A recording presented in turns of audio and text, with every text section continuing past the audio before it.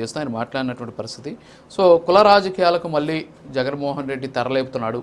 మొన్నటి వరకు కూడా మతపరమైనటువంటి అంశాలను టార్గెట్ చేసుకుని రాజకీయాలు చేశాడు. ఇప్పుడు మళ్ళీ కులాన్ని తెరపైకి తీసుకువచ్చి తెలుగుదేశం పార్టీలో లుకలుకలను క్రియేట్ చేసేటటువంటి ప్రయత్నం చేయబోతున్నాడు. అందులో భాగంగానే నిన్న వెళ్ళినటువంటి కార్యక్రమం ఏంటి, ఆయన చేసినటువంటి వ్యాఖ్యలు ఏంటి అనే దాని మీద సర్వత్రా చర్చ నడుస్తుంది. ఏమంటారు? ఎస్, జగన్మోహన్ రెడ్డి గారు చాలా స్ట్రాటజీగా వ్యాఖ్యలు చేసినట్టు నాకు అనిపిస్తుంది. ఎందుకంటే టీడీపీ పార్టీకి ఆ కమ్మ సామాజిక వర్గం అనేది ఎప్పుడూ అండగా దండగా ఉంటూ వస్తుంది కాబట్టి ఆ సామాజిక వర్గాన్ని తన వైపు లాగేసుకునేటువంటి ప్రయత్నం, ఆ సామాజిక వర్గాన్ని టీడీపీ వేధిస్తుందని చెప్పేటువంటి ప్రయత్నం చేసినట్టు నాకు అనిపిస్తూ ఉంది. సహజంగా జగన్మోహన్ రెడ్డి గారు ఇప్పుడే కాదండి, ఇప్పుడు చంద్రబాబు నాయుడు తిట్టియాలనుకోండి ఎక్కువగా కొడానాన్ని వాడుతూ ఉంటారు, వల్లభనేని వంశీని వాడుతూ ఉంటారు. తర్వాత పవన్ కళ్యాణ్ టార్గెట్ చేయించాలనుకోండి పేర్నాని వాడుతూ ఉంటారు, అంబటి రాంబాబుని వాడుతూ ఉంటారు. సో సామాజిక వర్గాల వారీగా దాడులు చేపించడం అంటే జగన్మోహన్ రెడ్డి గారికి వెన్నతో పెట్టిన విద్య. ఎన్నికల ముందు కూడా కాపుల మధ్య చిచ్చు తీసుకురావడం కోసం ముద్రగడ పద్మనాభాన్ని, అరుణాగ జోగేని ఏ రకంగా వాడుకున్నారు. తర్వాత ఏకంగా ముద్రగడ తన కులం పేరు మార్చుకోవాల్సినటువంటి పరిస్థితిలోకి జగన్ ట్రాప్ ఇరుక్కోవడం వల్ల ఏ రకంగా పడ్డారు. ఇవన్నీ గత ఎన్నికల టైంలో మనం చూసాం. ఇప్పుడు కమ్మ సామాజిక వర్గాన్ని టార్గెట్ చేస్తూ కమ్మ సమాజ వర్గంలో ఒక చీర కోసం ఆయన ప్రయత్నం చేస్తున్నారు. ఒక రాజకీయ నాయకుడిగా ఆయన మాట్లాడొచ్చు, దానికి కాదనేది ఏం లేదు. కాకపోతే జగన్మోహన్ రెడ్డి గారు కులం పేరు ప్రస్తావించి మరీ గతంలో చెప్పిన మాటలు మర్చిపోతే ఎలా? కరోనాని కమరోనా అని చెప్పేసి ప్రచారం చేసిన విషయాలు మర్చిపోతే ఎలా వైసీపీ? తర్వాత అమరావతిని కమరావతి అని చేసినటువంటి ప్రచారం మర్చిపోతే ఎలా? ఇవన్నీ గతంలో జరిగినటువంటి పరిణామాలు. నిమ్మగడ్డ రమేష్ రాజ్యాంగబద్ధ పదవిలో ఉన్నటువంటి వ్యక్తిని కులం పేరుతో మాట్లాడినటువంటి విషయాన్ని మర్చిపోతే ఎలా మనం? ఇప్పుడు కమ్మ సామాజిక వర్గం మీద ఎనలేని ప్రేమని జగన్మోహన్ రెడ్డి గారు చూపించడం అనేది కొద్దిగా ఆశ్చర్యాన్ని కలిగిస్తున్నటువంటి విషయం. అయితే సరే, ఈ వ్యాఖ్యలు అనేటువంటిది స్ట్రాటజీగా జగన్మోహన్ రెడ్డి గారు చేసినప్పటికీ కూడా ఆయన చెప్పినటువంటి ఒక్కొక్క పేరుని మనం చూసినప్పుడు రఘురామ్ అనేటువంటి ఎమ్మెల్సీ, వైసీపీ ఎమ్మెల్సీ, ఆయన కృష్ణానదికి సంబంధించినటువంటి ప్రాజెక్టు గేట్లని ధ్వంసం చేయడానికి సంబంధించినటువంటి కేసులో అరెస్ట్ అయినట్టు, సబ్జెక్టు కరప్షన్. తర్వాత వల్లభనేని వంశీ సత్యవర్ధని కిడ్నాప్ చేసినటువంటి కేసులో అరెస్ట్ అయినటువంటి వ్యక్తి. కొమ్మినేని శ్రీనివాసరావు ఆ సాక్షి ఛానల్ డిబేట్లో అమరావతి మహిళల మీద ప్రత్యేకించి కామెంట్ చేయడంలో అడ్డుకోకపోగా అవును నేను చదివాను అంటే సమర్థించి కంటిన్యూ చేయించేటువంటి ప్రయత్నంలో ఆయన కూడా అరెస్ట్ అయినటువంటి పరిస్థితి. తర్వాత పోసానికి ఇష్టమల్లి ఆయన మాట్లాడిన బూతుల గురించి అందరికీ తెలుసు. సో వీళ్ళ నేరాలు మన కళ్ళ ముందు కనపడుతున్నప్పుడు కూడా, వీళ్ళు చేసినటువంటి పనులు కళ్ళ ముందు కనపడుతున్నప్పుడు కూడా ఇంకా వాళ్ళని సమర్థించి వాళ్ళని అరెస్ట్ చేయడం అక్రమం, వాళ్ళ కులాన్ని తీయటం. ఇప్పుడు నేరానికి కులానికి ఏంటంటే సంబంధం? నిందితుడికి కులానికి ఏంటి సంబంధం? తప్పును తప్పుగా చూడాలి. ఇప్పుడు పిఎస్ఆర్ ఆంజనేయులు అరెస్ట్ అయితేనేమో ఉండవేలి అరుణికమ్మ గారు వచ్చి బ్రాహ్మణుని అరెస్ట్ చేస్తారా అంటారు. తర్వాత వీళ్ళు అరెస్ట్ అయితేనేమో కమ్మ సమాజ వర్గాన్ని టార్గెట్ చేస్తారా అంటారు. లేదు ఒక నలుగురు రౌడీ షెట్టును గంజాయి బ్యాచ్ను కొడితే దళితుల మీద దాడులు చేస్తారా అంటారు. అంటే పదిదాన్ని కులం కోణంలో చూసేటువంటి రాజకీయం మానాలి, పద్దాన్ని కులం కోణంలో చూడాల్సినటువంటి అవసరం లేదు అనేటువంటిది. నిజానికి జగన్మోహన్ రెడ్డి గారు నిన్న పర్యటనకి వెళ్ళారు. పర్యటన ఒక కుటుంబాన్ని, ఒక వ్యక్తిని, ఆ వ్యక్తి యొక్క కుటుంబాన్ని పరామర్శించడానికి వెళ్ళారు. అంతవరకు పరిమితం అయితే చాలా బాగుండేది. కానీ అదేదో పర్యటన కాదు, ప్రజల మీద యుద్ధం అన్నట్టు ఒక ఇద్దరు చావుకు వచ్చింది జగన్మోహన్ రెడ్డి గారి పర్యటన. ఆయన కన్వాయ్ గుర్తుకొని ఒక 50 ఏళ్లకు పైగా వృద్ధులు చనిపోయినట్టు వార్తలు వస్తూ ఉన్నాయి. మరి ఆ కుటుంబాన్ని ఎందుకని పరామర్శించలేదు?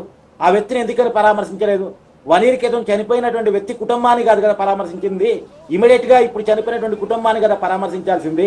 తొక్కిస్లాట్ లో జయవర్ధన్ రెడ్డి అనేటువంటి ఒక యువకుడు చనిపోయినట్టు వార్తలు వస్తూ ఉన్నాయి. మరి ఆ యువకుడు కుటుంబాన్ని జగన్మోహన్ రెడ్డి గారు ఎందుకని పరామర్శించలేదు? ఇమీడియట్ గా పరామర్శించాల్సింది, పలకరించాల్సింది ఆ కుటుంబాన్ని కదా. నాగమల్లేశ్వరరావు అని గత 2024 జూన్ 9న అప్పులు పాలై ఆత్మహత్య చేసుకున్నటువంటి వ్యక్తి కుటుంబాన్ని కాదు కదా. ఇంకొకటి ఇక్కడ ఆశ్చర్యం ఏంటంటే, నేను పర్యటన గురించి కూడా ఒక మాట చెప్పగలను. ఇప్పుడు నాగమల్లేశ్వరరావు బెట్టింగ్ వల్ల అప్పులు పాలై చనిపోయారు అన్నది ఒక వార్త, ఒక వర్షను. నిజానికి దాన్ని ఒకసారి చెక్ చేసుకున్నప్పుడు ఒకవేళ బెట్టింగే నిజమైతే దానికి కారణం జగన్మోహన్ రెడ్డి గారు కాదా? ఎన్నికల ముందు పార్టీ గెలుస్తుందని చెప్తే ఓకే, ఏ పార్టీ అయినా అలా చెప్పుకుంటుంది. జగన్మోహన్ రెడ్డి గారు ఒక అడుగు ముందు కేసు వైనాడు 175 175కి 175 మనమే గెలుస్తున్నామని చెప్పారు. కానీ ఎన్నికల తర్వాత కూడా ఆయన లండన్ వెళ్తూ ఐపాక్ టీం సభ్యులతో మీటింగ్ పెట్టారు. సహజంగా ఐపాక్ వాళ్ళు చెప్పాలి జగన్మోహన్ రెడ్డి గారికి, మీ పార్టీకి ఇన్ని సీట్లు రాబోతున్నాయి అని చెప్పేసి. కానీ రివర్స్ లో ఆయన ఐపాక్ టీం సభ్యుడికి గతంలో 2019 150 సీట్లు వచ్చాయి. ఇప్పుడు అంతకు మించి అంటే ఇక్కడ వస్తున్నాయని చెప్పారు. కార్తీక్ గారు ఒక విషయం ఏంటి అంటే జగన్మోహన్ రెడ్డి గారు నిన్న రెంటలపాడుకు వెళ్ళినటువంటి సందర్భంలో ఆయన చేసినటువంటి వ్యాఖ్యలు అంటే ఒక రకంగా చెప్పాలి అంటే ఆయన సామాజిక వర్గం పరంగా చూస్తే ఒక బిగ్ సౌండ్ చేసినటువంటి పరిస్థితి అక్కడ.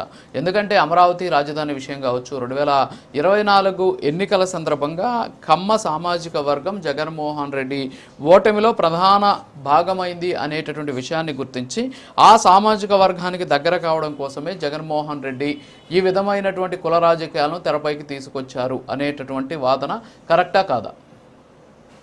ఖచ్చితంగా అండి. కమ్మ సమాజ వర్గాన్ని టీడీపీ దూరం చేయాలని తన దగ్గర చేసుకోవాలని ఒక పొలిటికల్ స్ట్రాటజీతోనే ఆ మాట మాట్లాడారు. అందుకే ఫస్ట్ నేను చెప్పాను. కాకపోతే చనిపోయిన ఏ వ్యక్తిని అయితే పరామర్శించడానికి పోయారో ఆ వ్యక్తి చనిపోవడానికి కూడా జగన్మోహన్ రెడ్డి గారికి కారణం ఉన్న విషయాన్ని ఆయన మర్చిపోయారు. బెట్టింగ్ ప్రమోషన్ చేసిన జగన్మోహన్ రెడ్డి గారు వైసీపీఏ ఈ ఆరామ్ అస్సాం ద్వారా పార్టీ గెలుస్తుందని ప్రచారం చేయటం, తర్వాత తను స్వయంగా ఎన్నికలు అయిపోయిన తర్వాత కూడా గెలుస్తున్నామని మీడియా ముందు మైకుల ముందు చెప్పడం, ఆ బిట్టు మరకే కట్ చేసి సర్క్యులేట్ చేయటం. జూన్ 9న వైజాగ్ లో ప్రమాణ స్వీకారం జరుగుతుంది, హోటల్స్ బుక్ అయ్యాయి, బస్సులు బుక్ అయ్యాయి, రైళ్లు బుక్ అయ్యాయి అని వైసీపీ సోషల్ మీడియా చేసిన ప్రచారం, కాలచంద్ర మోగించంద్ర డప్పులు కాలచంద్ర బాణాసంచి అని చెప్పేసి విపరీతమైన అర్థాలు వచ్చేలా ప్రచారం చేయటం, వైసీపీ కార్యకర్తలు లేని కాన్ఫిడెన్స్ నింపి వాస్తవాలను తొక్కిపెట్టి గెలుస్తున్నామని ఒక భ్రమని కల్పించేసి తర్వాత బెట్టింగ్లకి పురిగొల్పి ఆ బెట్టింగ్ లో పురిగొల్పడం వల్ల ఈ నాగమల్లేశ్వరరావు ఆ బెట్టింగ్ కి లోనై 1.5 నష్టపోయి ఆత్మహత్య చేసుకున్నాడు. ఆ రోజు సరే ఇప్పుడు అది ఏంటి అనేది ఓకే అది ఏంటి అనేది సంవత్సరం తర్వాత ఇప్పుడు మనం చర్చించాల్సిన అవసరం లేదు. అది నిన్న ఆయన వెళ్ళారు, విగ్రహావిష్కరణ చేశారు, సరే అవన్నీ పక్కన పెడదాం. ఇప్పుడు ఒక్క నిమిషం సార్, ఖచ్చితంగా అది అందరికీ తెలుసు సార్. ఒక్క నిమిషం. వెంకటరెడ్డి గారు good morning sir. So overall గా చూస్తున్నాం, మరి ఏంటి అసలు నిన్న కమ్మ సామాజిక వర్గం మీద ఆయన చేసినటువంటి వ్యాఖ్యలు సో ఎలా తీసుకోవచ్చు అంటారు? వాస్తవంగా నిజంగా ఇది ఒక పొలిటికల్ స్ట్రాటజీనా, లేకపోతే ఆయన వెళ్ళినటువంటి ప్రాంతం కావచ్చు, అంతేకాకుండా పర్సన్ కావచ్చు, ఆ సామాజిక వర్గం కాబట్టి కాకతాళీయంగా అలాంటి మాట్లాడినాడా, ఏమైనా స్ట్రాటజీ ఉందంటారు దీని వెనక? రాజు గారు, ముందుగా మీకు ప్యానెల్లో ఉన్న అందరికీ అట్లానే ప్రైమ్ నైన్ రేస్లందరికీ నమస్కారాలు, వెరీ గుడ్ మార్నింగ్. మొట్టమొదటి జగన్మోహన్ రెడ్డి గారు నిన్న బహిరంగ సభకు దానికి వెళ్ళలేదు, పరామర్శ